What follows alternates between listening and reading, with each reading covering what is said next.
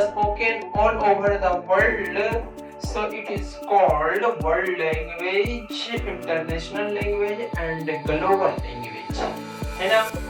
तो इन सभी चीजों के बारे में हमने पीछे देखा था कि अंग्रेजी को विश्व भाषा, वैश्विक भाषा या अंतर्राष्ट्रीय भाषा के रूप में क्यों देखा जाता है, क्योंकि यह भाषा पूरी दुनिया में बोला जाता है। अंग्रेजी भाषा का जो विकास है, जो जन्म है इसका लगभग 5वीं शताब्दी के आसपास में जो है इंग्लैंड में हुआ था, है ना। तो आगे वो हम स्टोरी ऑफ इंग्लिश पे जानेंगे, आगे की क्लास में देखेंगे कि इंग्लिश का विकास किस प्रकार से होता है। लेकिन हाल फिलहाल में अभी हम कुछ और बताएंगे, उसके आगे आप देखते जाइएगा। सबसे पहले आप हमारे चैनल को लाइक कर दीजिए, शेयर कीजिए और कमेंट कर दीजिए। अगर आप नए नए जुड़े हैं तो आप हमारे चैनल को सब्सक्राइब भी कर दीजिए। आपको वहां पर बटन दिया गया है, वहां पर जाकर क्लिक कर कर सब्सक्राइब कर सकते हैं विद्यालोक एजुकेशन को। तो चलिए आगे बढ़ते हैं। देखिएगा दोस्तों की जैसा हमने पिछले क्लास में देखा था कि विलियम जेफरी चौसर को जो है अंग्रेजी कविता का जनक कहा जाता है ना। अंग्रेजी कविता का और अंग्रेजी भाषा का जनक भी कहा जाता है। जेफरी चौसर को जो है अंग्रेजी कविता या अंग्रेजी भाषा का जनक। जेफरी चौसर ने एक पुस्तक भी लिखा था, उसका नाम था the Canterbury Tales. The Canterbury Tales उन्होंने एक पुस्तक लिखा था, है ना, जेफरी चौसर ने। तो उसके आगे हम आज देखते हैं यहाँ से। तो दोस्तों उसके आगे लिखिएगा, स्टार मार्कर लिखिएगा, आगे स्टार मार्कर इस प्रकार से लिखते जाइए और बस आप करते जाइए, 1 नंबर 2 नंबर करके आगे लिखते जाइए। स्टार मार्कर लिखिए या 3 नंबर करके लिख सकते हैं, डैश करके। तो देखिए हम लिख रहे हैं, लिखिएगा the father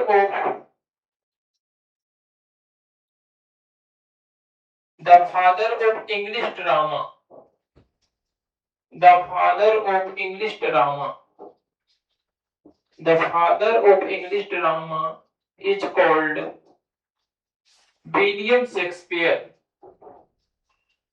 William Shakespeare. William Shakespeare.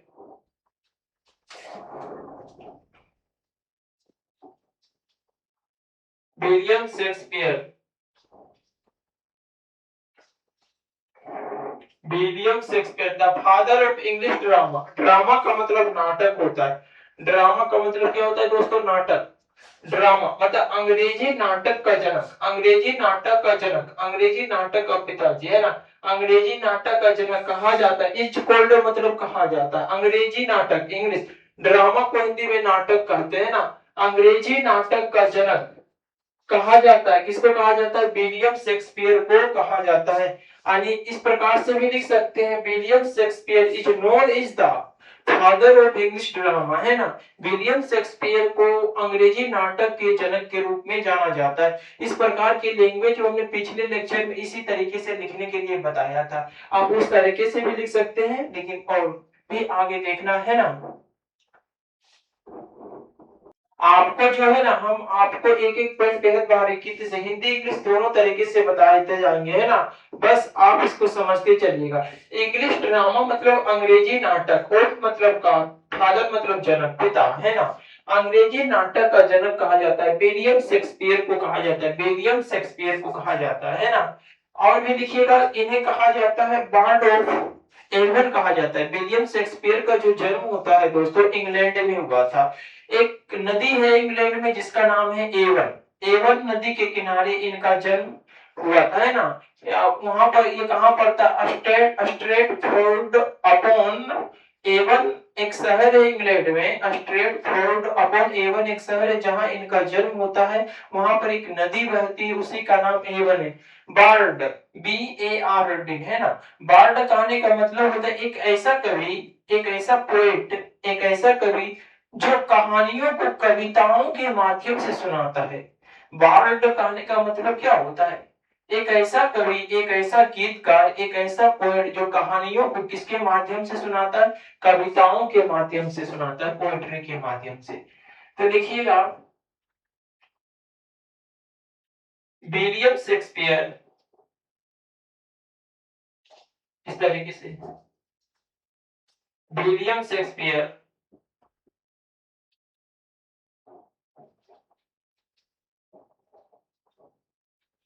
William Shakespeare is known as the William Shakespeare is known as the Bard of Avon. Bard of Avon. Bard of Avon है ना। बार्ड, यही बार्ड, बार्ड कहने का मतलब होता है एक ऐसा कवि जो कहानियों को कविताओं के माध्यम से सुनाता है। एवन, एवन इसको पढ़ सकते हैं आप, बार्ड ऑफ एवन कहा जाता है। एवन एक नदी है, AVON, एवन एक नदी का नाम है। एवन क्या है? एक नदी का नाम है जिसके किनारे जो है कवि का जन्म होता है, इसीलिए इनको कहा जाता है बार्ड ऑफ एवन कहा जाता है ना। देखिएगा, इसको हिंदी में भी लिख देते हैं आपको। विलियम शेक्सपियर, विलियम शेक्सपियर को, इसको हिंदी में इस प्रकार से पढ़ सकते हैं, वार्ड, वार्ड ऑफ एवन। ये हिंदी में इसलिए लिख रहे हैं ताकि आपको पढ़ना समझ में आ जाए, है ना क्या लिखा हुआ है। विलियम शेक्सपियर को वार्ड ऑफ एवन के रूप में जाना जाता है, एवन के रूप में जाना जाता है, वार्ड ऑफ एवन के रूप में जाना जाता है। वार्ड कहने का मतलब होता है एक ऐसा कवि जो कहानियों को कविताओं के माध्यम से सुनाता है। एवन इंग्लैंड में एक नदी है जो किस शहर में पड़ता है? स्टेटफोर्ड अपॉन एवन नामक एक शहर है इंग्लैंड में, वहीं एक नदी बहती है एवन, वहीं पर जो इंग्लैंड में ही जो है विलियम शेक्सपियर का जन्म होता है। वैसे हम आप जानते होंगे कि भारत का शेक्सपियर किसे कहा जाता है। अगर आप जानते हैं भारत का शेक्सपियर किसे कहा जाता है तो आप हमारे कमेंट बॉक्स में कमेंट कीजिए। देखिए, भारत का शेक्सपियर किसे कहा जाता है, वैसे में हम आपको बता दें कि भारत का शेक्सपियर जो है कालिदास को कहा जाता है ना। किसको कहा जाता है? कालिदास को। अगला पॉइंट लिखिए, अगला पॉइंट देखिए दोस्तों, इंग्लिश एसे का जनक किसको कहा जाता है ना। इंग्लिश एसे, इंग्लिश एसे का जनक, द फादर ऑफ इंग्लिश एसे। एसे का मतलब जानते हैं? एसे मतलब निबंध होता है ना, ESSAY। एसे का मतलब क्या होता है? निबंध। द फादर ऑफ, साथ में लिखते जाइए और इसका लिख देंगे, सब लिखा देते। The father of English essay, the अंग्रेजी निबंध का जनक, अंग्रेजी निबंध का, the father of English essay, the father of English essay, अंग्रेजी निबंध का जनक, अंग्रेजी निबंध का जनक, the father of English essay is called, the father of English essay is called, अंग्रेजी निबंध का जनक। एसे मतलब निबंध होता है ना।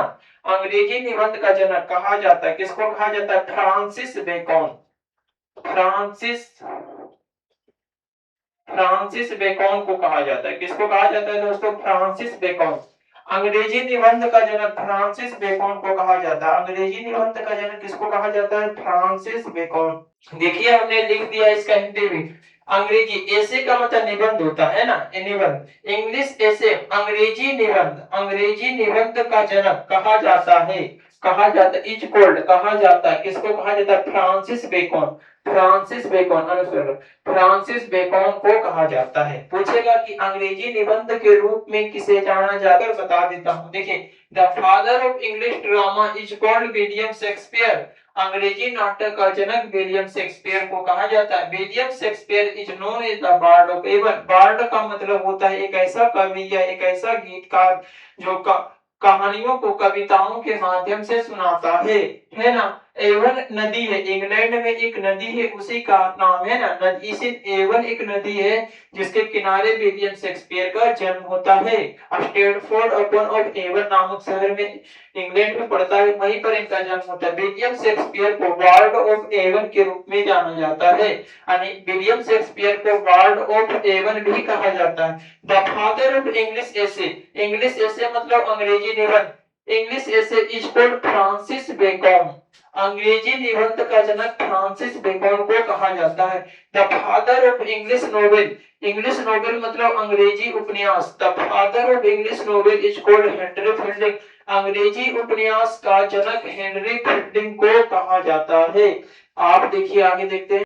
क्या आप हमें बता सकते हैं दोस्तों, जैसा कि हमने पिछले क्लास में देखा था कि अंग्रेजी कविता का जनक जो है जॉर्ज चौसर को कहा जाता है, और अंग्रेजी ग्रामर का जनक यानी इंग्लिश लैंग्वेज का जनक है ना, इंग्लिश लैंग्वेज का जो जनक है किसको कहा जाता है, इंग्लिश लैंग्वेज का जनक जॉर्ज चौसर को कहा जाता है। क्या आप हमें ये बता सकते हैं कमेंट में, इंग्लिश ग्रामर का जनक किसको कहा जाता है? तो दोस्तों इंग्लिश ग्रामर का जनक लिंड ले मोरे को कहा जाता है। किसको कहा जाता है? इंग्लिश ग्रामर, इंग्लिश ग्रामर का जनक, इंग्लिश ग्रामर का जनक किसको कहा जाता है दोस्तों? लिंड ले मोरे को, the father of English grammar, the father of English grammar, the father of English grammar is called Lindley Murray. नाम है, व्यक्ति का नाम है ना, लिंड ले मोरे, लिंड ले मोरे, लिंड ले मोरे को कहा जाता है ना, लिंड ले मोरे। अंग्रेजी व्याकरण का जनक किसको कहा जाता है? ग्रामर को हिंदी में व्याकरण ही बोलते हैं ना, अंग्रेजी ग्रामर या इंग्लिश ग्रामर का जनक, इसको हिंदी में आप बोल सकते हैं अंग्रेजी व्याकरण का जनक लिंड ले मोरे को कहा जाता है। किसको कहा जाता है? लिंड ले मोरे। पढ़ सकते हैं, हिंदी इंग्लिश दोनों में लिख दिया हमने। लिंड ले मोरे, देखिए यहाँ लिंड ले मोरे, लिंड ले मोरे को कहा जाता है। इस तरीके से आप इसका हिंदी लिख सकते हैं। अगला पॉइंट लिखिए, द फादर। क्या आप बता सकते हैं कि the father of English criticism, अंग्रेजी आलोचना का जनक किसको कहा जाता है? अंग्रेजी आलोचना का जनक, अंग्रेजी आलोचना का जनक, द फादर ऑफ, इसे बस याद रखना है, the father of English criticism, CRITI, criticism पढ़ना है। क्या पढ़ना है दोस्तों? क्रिटिसिज्म। यहां मैं लिख देता हूं, इसको पढ़ना है क्रिटिसिज्म, क्रिटिसिज्म पढ़ना है। क्या पढ़ना है इसको? क्रिटिसिज्म पढ़ना है ना, क्रिटिसिज्म, क्रिटिसिज्म, क्रिटिसिज्म का मतलब होता है आलोचना करना, है ना। The father of English criticism मतलब अंग्रेजी आलोचना का जनक जॉन ड्राइडन को कहा जाता है। किसको कहा जाता है? John Dryden, John Dryden, John Dryden को कहा जाता है, जॉन ड्राइडेन को कहा जाता है ना। अंग्रेजी आलोचना का जनक किसको कहा जाता है? John criticism, the father of English criticism is called John Dryden. Hindi में लिख रहे हैं, अंग्रेजी आलोचना का जनक, अंग्रेजी आलोचना का जनक जॉन ड्राइडेन को कहा जाता है, जॉन ड्राइडेन को कहा जाता है। अंग्रेजी आलोचना का जनक जॉन ड्राइडेन को कहा जाता है। क्रिटिसिज्म का मतलब आलोचना होता है, इंग्लिश क्रिटिसिज्म, क्रिटिसिज्म का मतलब क्या होता है दोस्तों? आलोचना। क्रिटिसिज्म मतलब आलोचना होता है, ग्रामर मतलब व्याकरण। The father of English criticism is called John Dryden. John Dryden को क्या कहा जाता है? अंग्रेजी आलोचना का जनक कहा जाता है। क्वेश्चन पूछेगा कि अंग्रेजी आलोचना का जनक किसको कहा जाता है, तो जॉन ड्राइडेन को कहा जाता है। अगला point, the father of English theatre, अंग्रेजी रंगमंच का जनक, नहीं, the father of English, the father of modern theatre, modern theatre, the father of modern theatre होता है, थिएटर पढ़ना। क्या पढ़ना है इसको? थिएटर, है ना। इसको क्या पढ़ना है? थिएटर। द आधुनिक रंगमंच, थिएटर का मतलब रंगमंच होता है ना। The father of modern theatre is called, the father of modern theatre is called Ibsen, John Ibsen, John Ibsen, Ibsen, John Ibsen को कहा जाता है। जॉन इब्सन को क्या कहा जाता है दोस्तों?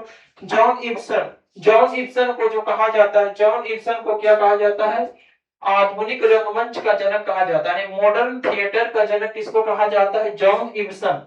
यहाँ देखिए हम हिंदी में लिख रहे हैं, आधुनिक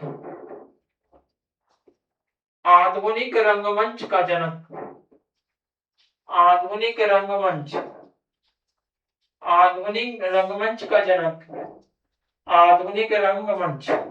मॉडर्न थिएटर को हिंदी में आधुनिक रंगमंच, थिएटर का मतलब होता है रंगमंच, है ना। ओक मतलब का, फादर मतलब जनक, है ना। आधुनिक रंगमंच का जनक जॉन इब्सन को कहा जाता है। जॉन इब्सन, जॉन इब्सन को कहा जाता है। इस तरीके से आप लिख सकते हैं। आगे देखिए, क्या आप बता सकते हैं दोस्तों कि भारत में अंग्रेजी शिक्षा की शुरुआत किसने की थी? भारत में अंग्रेजी शिक्षा मतलब इंग्लिश एजुकेशन की शुरुआत भारत में किसने किया था? अगर आप जानते हैं तो आप सबसे पहले आप हमारे कमेंट में बताइए, हालांकि हम आपको बताएंगे। भारत में अंग्रेजी शिक्षा का जो शुरुआत है, इंग्लिश एजुकेशन की जो शुरुआत है, लॉर्ड मैकाले ने किया था। 1835 ईस्वी से किया था, है ना, भारत में। लिखिएगा, Lord Macaulay, Lord Macaulay, MACAULEY, है ना। Lord Macaulay began, Lord Macaulay, began मतलब शुरू करना, बिगिन मतलब शुरू करना होता है, वर्ब होता है, इसे वर्ब का दूसरा रूप है ना, बिगिन, वर्ब का सेकंड फॉर्म है, शुरू किया। लॉर्ड मैकाले ने शुरू किया, क्या शुरू किया? Lord Macaulay began English education, English education मतलब अंग्रेजी शिक्षा शुरुआत किया, है ना। लॉर्ड मैकाले इंग्लिश एजुकेशन मतलब अंग्रेजी शिक्षा की शुरुआत किया। Lord Macaulay began English education कहां शुरुआत किया? तो in India, English education in India कब शुरुआत किया? तो 1835 ईस्वी में इसने शुरुआत की। पूछेगा कि भारत में अंग्रेजी शिक्षा की शुरुआत किसने किया था? तो आप बता सकते हैं लॉर्ड मैकाले ने। लॉर्ड मैकाले ने जो है अंग्रेजी शिक्षा की शुरुआत किया, कब किया? 1835 ईस्वी से भारत में इन्होंने किया। तो इसको हिंदी में भी मैं लिख देता हूं, आपको लिख लीजिएगा, लॉर्ड मैकाले, लॉर्ड मैकाले ने भारत में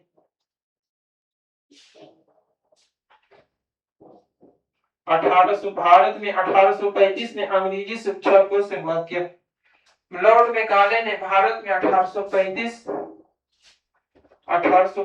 ईस्वी से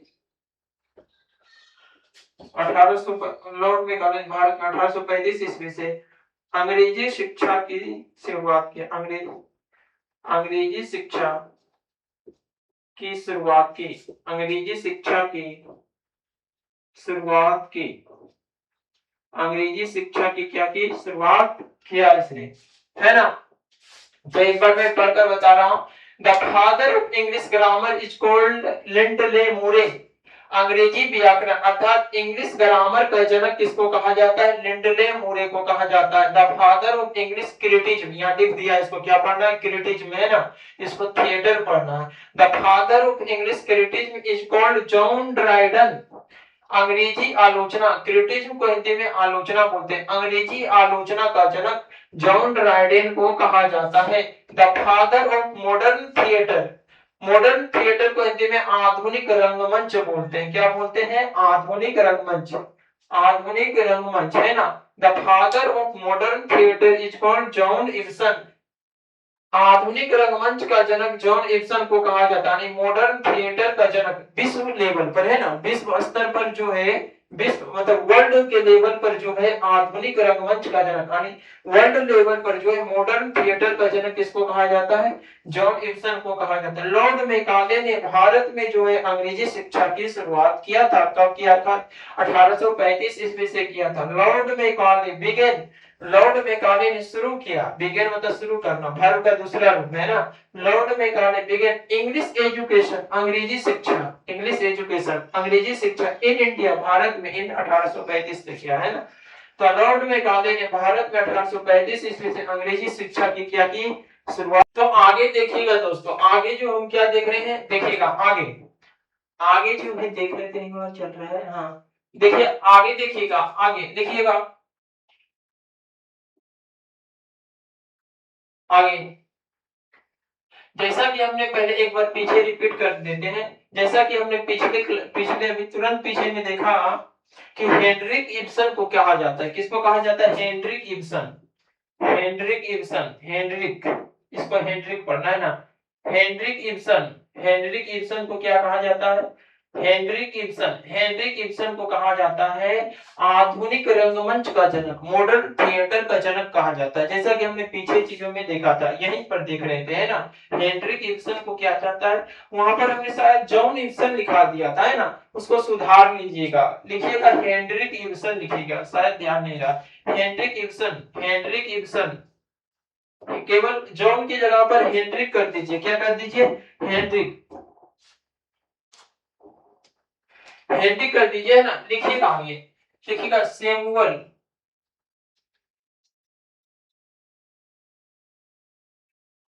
एक व्यक्ति है सैमुअल जॉनसन नाम का, है ना, एक व्यक्ति का नाम क्या है, सैमुअल जॉनसन नाम का एक व्यक्ति है, सैमुअल जॉनसन, सैमुअल नाम का एक जॉनसन, जिसने सबसे पहले डिक्शनरी लिखने का काम किया था। सैमुअल जॉनसन नाम का एक व्यक्ति है जिसने सबसे पहले एक डिक्शनरी लिखा, इन्होंने सबसे पहले अंग्रेजी डिक्शनरी को लिखा था, जो सबसे पहले जो स्टैंडर्ड, जो जब से इन्होंने लिखा था लगभग 1382 नहीं लगभग 1755 ईस्वी के आसपास, सैमुअल जॉनसन जो है, देखिए सैमुअल जॉनसन बोल रहे हैं ना, सैमुअल जॉनसन, सैमुअल जॉनसन नाम का एक व्यक्ति था जिसने सबसे पहले एक डिक्शनरी लिखा, उस डिक्शनरी का नाम था a dictionary of English language, a dictionary of the English language था ना, एक dictionary of the English language, a dictionary of the English language. Samuel Johnson एक व्यक्ति थे, रोट मतलब लिखा, वर्ब का दूसरा रूप है, राइट मतलब लिखना होता है, रोट मतलब लिखा हुआ, है ना, वर्ब का सेकंड फॉर्म राइट का। सैमुअल जॉनसन ने लिखा first famous English dictionary, first famous English dictionary. इन्होंने सबसे पहला, अगर कोई पूछेगा आपसे कि सबसे पहला प्रसिद्ध इंग्लिश डिक्शनरी किसने लिखा था, सबसे पहला मतलब सबसे पहली बार डिक्शनरी किसने लिखा था, डिक्शनरी को हिंदी मतलब इंग्लिश का जो वर्ड होता है ना, उसका एक समूह जो होता है ना, शब्दकोश, अंग्रेजी डिक्शनरी बनाया इसने, है ना, उन्होंने लिखा अंग्रेजी डिक्शनरी, तो उस डिक्शनरी का नाम था a language of the English, a dictionary of the English language, a dictionary of the English language. Samuel Johnson wrote first famous English dictionary, first English dictionary, इस तरीके से आगे लिख लीजिएगा, है ना, डिक्शनरी यहाँ पर लिख देते हैं, Samuel Johnson wrote the first famous English dictionary, dictionary, है ना, इस तरीके से, इसका हिंदी में लिख दीजिएगा सैमुअल, सैमुअल जॉनसन। हालांकि 20 बार बोलने से कोई फायदा नहीं है, यहाँ पर वीडियो रिकॉर्डेड होता है तो आप पीछे करके भी देख सकते हैं। सैमुअल जॉनसन ने सबसे पहला प्रसिद्ध अंग्रेजी, सबसे पहला प्रसिद्ध अंग्रेजी शब्दकोश लिखा था। डिक्शनरी को हिंदी में शब्दकोश बोलते हैं, मतलब शब्दों का जहां भंडार होता है ना, शब्दकोश का मतलब क्या होता है, शब्दों का मतलब जहां भंडार होता है, संग्रह होता है। डिक्शनरी आप तो जानते हो ना, अंग्रेजी शब्दकोश, डिक्शनरी को शब्दकोश, है ना, फेमस का मतलब प्रसिद्ध होता है, फर्स्ट मतलब पहला। सैमुअल जॉनसन ने सबसे पहला प्रसिद्ध अंग्रेजी डिक्शनरी लिखा, इन्होंने शायद कब लिखा होगा, लगभग 1755 ईस्वी के आसपास इन्होंने लिखा था। कब लिखा था, ब्रैकेट में लिख दीजिएगा, लगभग इन्होंने 1755 ईस्वी के आसपास जो है इन्होंने सबसे पहला प्रसिद्ध डिक्शनरी लिखा था, मतलब दुनिया में एक डिक्शनरी आई, है ना। उस पुस्तक का नाम इन्होंने क्या रखा था, सैमुअल जॉनसन जो है, इसी के नीचे लिख लीजिएगा इस तरीके से, सैमुअल जॉनसन जो इन्होंने पुस्तक लिखा था ना, उस पुस्तक का नाम इन्होंने क्या रखा, इन्होंने 1755 ईस्वी में लिखा था। कब लिखा था? 1755 ईस्वी। उस पुस्तक को लिखा था तो उस पुस्तक का नाम क्या था? उस पुस्तक का नाम था a dictionary of English language. A dictionary of English language. A dictionary of English language. उन्होंने एक पुस्तक लिखा था, है ना, उस पुस्तक का नाम क्या रखा? A dictionary of English language रखा, 1755 ईस्वी। मैंने इसी चीज को यहाँ लिख दिया, है ना। सैमुअल जॉनसन ने सब, अगर कोई आपसे पूछेगा कि सबसे पहले इंग्लिश डिक्शनरी को किसने लिखा था, सबसे पहले इंग्लिश डिक्शनरी को किसने लिखा था, तो सैमुअल जॉनसन नाम का एक व्यक्ति ने लिखा था, है ना, एक अंग्रेज व्यक्ति थे। सैमुअल जॉनसन ने उस पुस्तक को कब लिखा? 1755 ईस्वी में। सैमुअल जॉनसन ने जो सबसे पहला इंग्लिश डिक्शनरी जो लिखा था, कब? 1755 में लिखा था। और उस पुस्तक का नाम क्या रखा? उस बुक का नाम a dictionary of English language रखा। क्या रखा दोस्तों? इंग्लिश। तो आगे देखिए दोस्तों, आगे देखिए, लिखेगा जॉन बाइक्लिफ, आगे स्टार मार्क कर लिखिएगा, John Wycliffe, CYLIFF, John Wycliffe, WICYLIFF, John Wycliffe was the first person, was the first person, मतलब जॉन बाइक्लिफ पहले वैसे व्यक्ति थे who, जिन्होंने, जॉन बाइक्लिफ पहले वैसे व्यक्ति थे जिन्होंने बाइबिल को, बाइबिल जो ग्रंथ होता है ना, बाइबिल ग्रंथ, जैसे हिंदुओं का जो धर्म ग्रंथ रामायण महाभारत इन सब होता है, बाइबिल, बाइबिल को जो फर्स्ट पर, जॉन बाइक्लिफ पहले ऐसे व्यक्ति थे जिन्होंने बाइबिल का क्या किया था? अंग्रेजी में अनुवाद किया था। जितना भी संपूर्ण बाइबिल था ना, संपूर्ण बाइबिल का अनुवाद जॉन बाइक्लिफ नाम का एक व्यक्ति थे जिन्होंने सबसे पहले, लगभग 1382 ईस्वी की ये बात है, उन्होंने, जॉन बाइक्लिफ एक व्यक्ति थे जिन्होंने 1382 ईस्वी के आसपास, लगभग 14th सेंचुरी, है ना, 14वीं सेंचुरी के आसपास, 14वीं शताब्दी के आसपास जो इन्होंने बाइबल का क्या किया था? अंग्रेजी में अनुवाद किया था। वही चीज लिख रहा हूं मैं, John Wycliffe was the first person, John Wycliffe पहले ऐसे व्यक्ति थे हु ट्रांसलेटेड, जिन्होंने अनुवाद किया। ट्रांसलेट मतलब अनुवाद करना, है ना, वर्ब का दूसरा रूप लगेगा, यहाँ वर्ब का सेकंड फॉर्म है, तो ग्रामर के अनुसार यहाँ भी वर्ब का सेकंड हु कौन है? जॉन बाइक्लिफ, है ना, व्यक्ति का नाम है तो हु लगेगा, है ना। हु ट्रांसलेटेड, जिन्होंने अनुवाद किया, क्या अनुवाद किया भाई? बाइबिल का अनुवाद किया, the Bible of, the Bible into the English language, अंग्रेजी भाषा में, बाइबिल का अनुवाद अंग्रेजी भाषा में क्या है? into the English language, into the English language in 14th century, in 14th century, in 14th century। कब किया? 14th century में, लगभग 14वीं शताब्दी के आसपास में, लगभग 1382 ईस्वी के आसपास इन्होंने जो है बाइबिल का जो है अंग्रेजी में अनुवाद किया था। इसका मैं हिंदी लिख देता हूं, नीचे लिख लीजिएगा, जॉन बाइक्लिफ, जॉन बाइक्लिफ, जॉन बाइक्लिफ, ये नाम है ना, जॉन बाइक्लिफ, यहाँ लिख दिया, जॉन बाइक्लिफ पहले वैसे व्यक्ति थे, पहले वह द फर्स्ट पर्सन, मतलब पहला ऐसा आदमी था जो कि किया था 1382 ईस्वी, 14वीं शताब्दी में जो इन्होंने क्या किया था? बाइबिल का अंग्रेजी में अनुवाद किया था। जॉन बाइक्लिफ पहले वैसे व्यक्ति थे, वाज द फर्स्ट पर्सन, पहले वैसे व्यक्ति थे जिन्होंने, जिन्होंने बाइबिल का अनुवाद, जिन्होंने बाइबिल, जिन्होंने बाइबिल का अनुवाद, पहले वैसे व्यक्ति थे जिन्होंने बाइबिल का अनुवाद अंग्रेजी भाषा में किया, बाइबिल का अनुवाद अंग्रेजी भाषा में जिन्होंने बाइबिल का अनुवाद बाइबिल अंग्रेजी भाषा में 14वीं शताब्दी में किया। लगभग 14वीं शताब्दी, मतलब उस समय का जो डेट अगर देखा जाए तो 1382 ईस्वी के आसपास जो है ना, 1382 ईस्वी, 14वीं शताब्दी के लगभग 1382 ईस्वी के पास जो इन्होंने मतलब बाइबिल का अनुवाद इंग्लिश लैंग्वेज में किया था, अंग्रेजी भाषा में 14वीं शताब्दी में किया।